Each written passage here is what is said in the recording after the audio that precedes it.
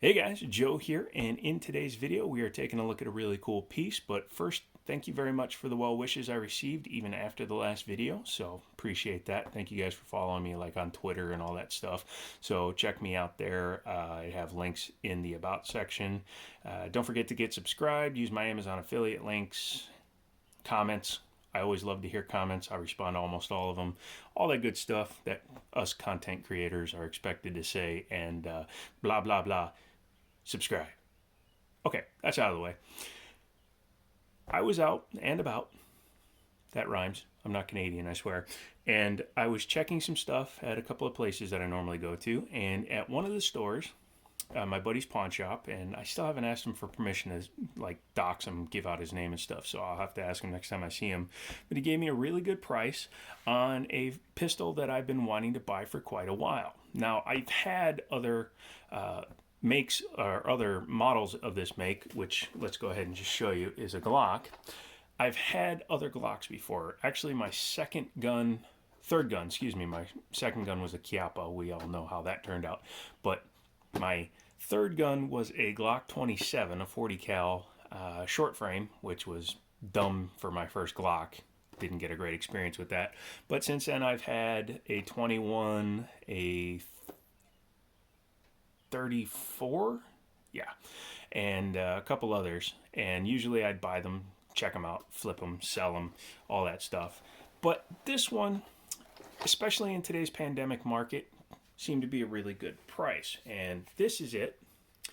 As you can see, this is a Glock 19. It's also a Gen 4, which indicates Gen 4 and Gen 5 got finger grooves. Let's go ahead and show you that it's unloaded. Magazine is empty. Lock the slide back, nothing in there, nothing in there, so we can go ahead and drop the slide and show you that it's empty. Mine already has a modification to it, and there's other stuff we're going to be talking about in the video. The sights that are on here came from Liberty Arms. Google them, Harrisonburg, Virginia. Check it out.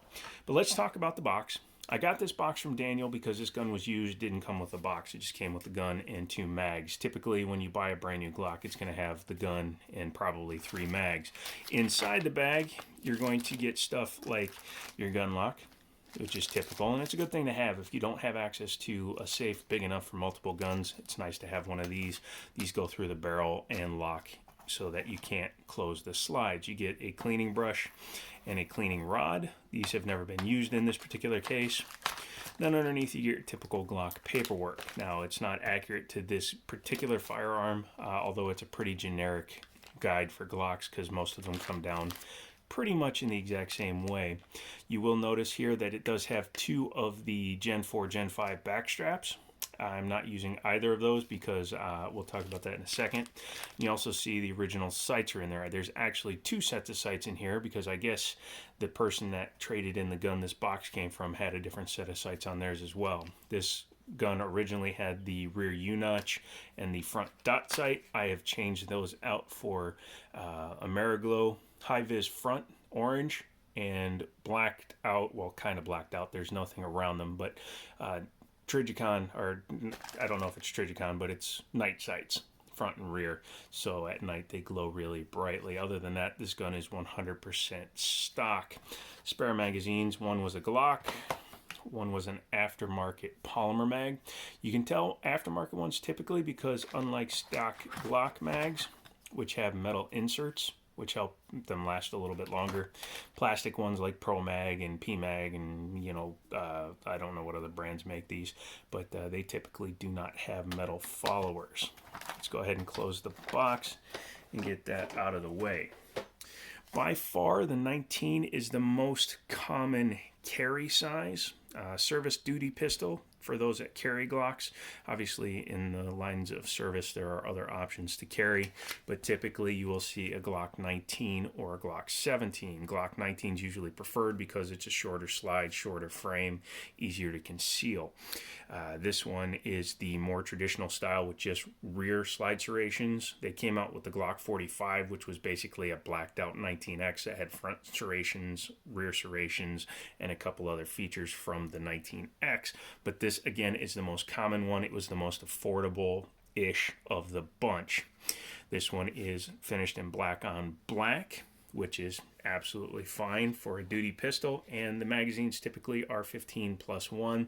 However, the guns, because where the locking mechanism is, will take the 17 rounders, the 33 round sticks, and you can even put a 50 round drum mag in here. However, that would look obscene with the big drum mag off the bottom.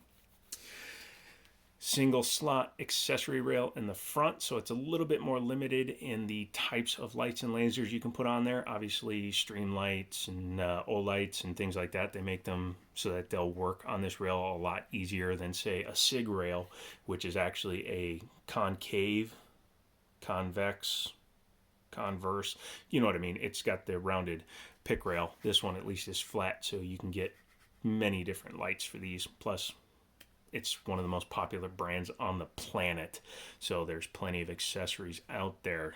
These night sights are one of probably 700 different styles you could get for the gun. This one has the traditional trigger safety.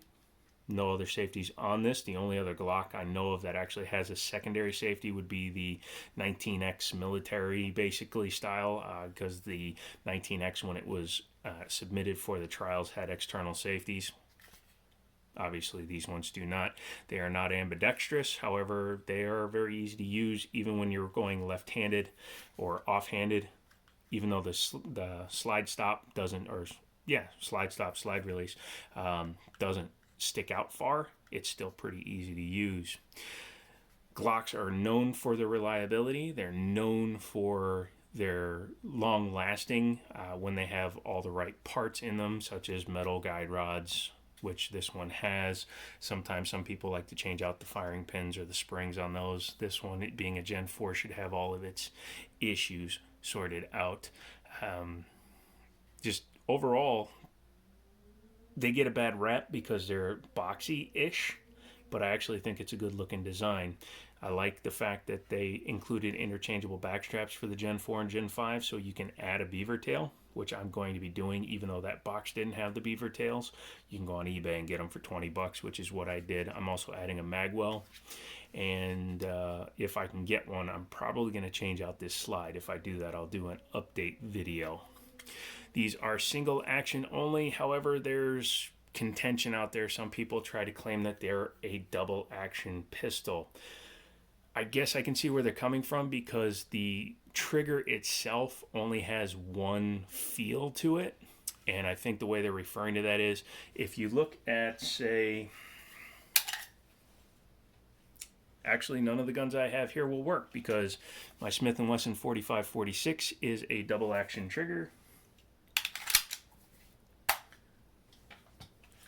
as well as this Sky CPX-1 red dot is a double action only trigger. So a single action trigger means when you load the firearm and you rack a round in there, the trigger goes live. You pull the trigger, it does one thing, it doesn't reset, doesn't give you double strike capabilities. Double action, like the Sky here, safety check, I know it's empty, plus this one still has a broken firing pin, so it couldn't fire even if there was a round in it. But a double action does not have single action capability. So even if you were to reset it, sorry, my arm's through my tripod, the trigger still has to come all the way out to reset to full double action mode. So that's the definition of an actual double action pistol. Most revolvers are double action to single action, so if you've ever shot a old school revolver, you'll know that one pull, hammer, boom. This has one type of feel. It feels like a double action when you first pull the trigger, and every shot feels the same. However, when you pull the trigger, trigger is now dead. Trigger won't do anything else, which means even though some people try to say it's a double action trigger, it's truly not, because it goes back, it doesn't do anything else. It doesn't reset on its own. It doesn't allow for double strikes. What has to happen, again, sorry, my arm's through the tripod here, is you have to reset it either with a new round in the chamber, which would have reset the entire system, or manually racking the slide like I just did. At which point, there's no change in the feel. It feels the same even after it's been reset, which is, I'm thinking, where a lot of people get the misconception that this is a double action pistol. It is not. External extractor, typical, more reliable. than the internal style of, say, a 1911. This is actually proven to be a little bit more reliable, easier to maintain, and clean. Stippling on here is your pretty standard stuff here, because this is a stock Glock frame. They cracked down on the polymer 80s because the Glock has a serial number that's serialized into the frame itself. You can't take out the fire control group and have that come with it. So you may be out of luck nowadays, or you can get somebody to do a stippling job. I'm probably just going to put some Hogues over this. I like the undercut because it allows me to get my full hand on here, even though it's just a mid-frame or mid-size frame, excuse me. There's no extensions on this magazine. Again, if I was running the 17, probably when I get the magwell, I could run the 17 rounders and it would be fine, or even the 19 rounders out of a 19X. I think the 19X came with 19s, didn't it? The ones with the extended base pads? Yeah. Anyways, this one has the black on black barrel. Again, very typical of the Glocks, unless you get a dealer special edition. Let's go ahead and take it down. Obviously, you want to make sure there's nothing in it, as we've been doing this whole time. Pull your slide back just slightly, pull down on 2 tabs, and because this is a striker fired gun, it helps if you pull both tabs at the same time, but you have to pull the trigger in order to disengage it. The slide from the frame, otherwise the drop safety and stuff would be in the way. This is a newer style metal guide rod. I know there were some that were coated in plastic, or even this back piece was plastic. This is an all metal guide rod, which is good. And then your barrel comes out from the bottom of the slide. It locks up here at the front of the ejection port and at the front of the breech. I guess that would be the chamber, excuse me.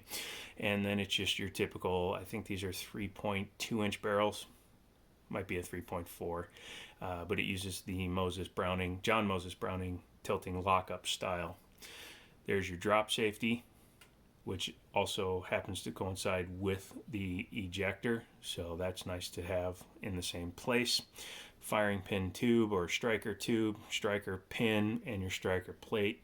Basically, if you take that out, you can disassemble the entire firearm pretty much. Once you take everything out, then you can take out the tube and the drop safety, transfer them over to, say, a new slide, like from Grey Ghost or Rock Armory. Not saying that's who I'm getting one from, but shh. Oh, yeah, reassembly is really simple. Just do that. Let's take a look at the frame real quick. They put metal guides here, so that's good. It helps aid with longevity of the frame, because again, you can't swap this out like a P320 from SIG can. There's your internals there, slide lock, slide release. Your drop safety is here, as you can see. And then you have your trigger bar that comes back here to the striker release. Pretty plain, pretty simple, works well, and not that complicated. You can take these apart pretty easily, drive out a few pins, you can get the whole fire control group out, just in case you want to change out that trigger, which a lot of people do, and I may do if I wind up keeping the firearm for a while. We'll see. Anyways, as you saw me reassemble the slide there, you just put the barrel back in the way it came out, and make sure that the guide rod is horizontal to the slide. If it's at a weird angle, it will not go on correctly. Just go ahead and work your slide back onto the frame.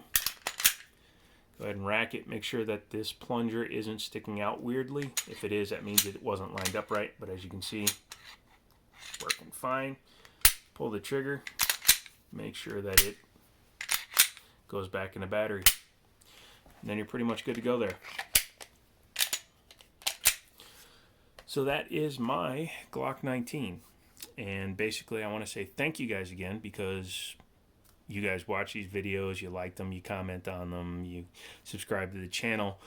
The money I get every month from YouTube is not a lot, but it's enough to let me pick up things like this. Or more accurately, I picked up this with that payment. This was some other stuff that I sold.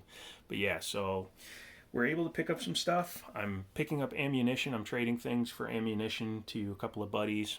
I picked up a bunch of 45 ammo for the Smith & Wesson. I got a bunch of 9 ammo already laying around for this guy. So we'll be able to go to the range as soon as my foot is cleared by the doctors and the weather is consistent. We'll go out and get some footage out there, me and Daniel shooting a bunch of this stuff. So come back for that. Again, hit up Liberty Arms. They're down in Harrisonburg, Virginia. They always get Glocks, and they can hook you up. This has been Joe. This is the Jiminy Show. This was a Glock 19, and I'll talk to you later.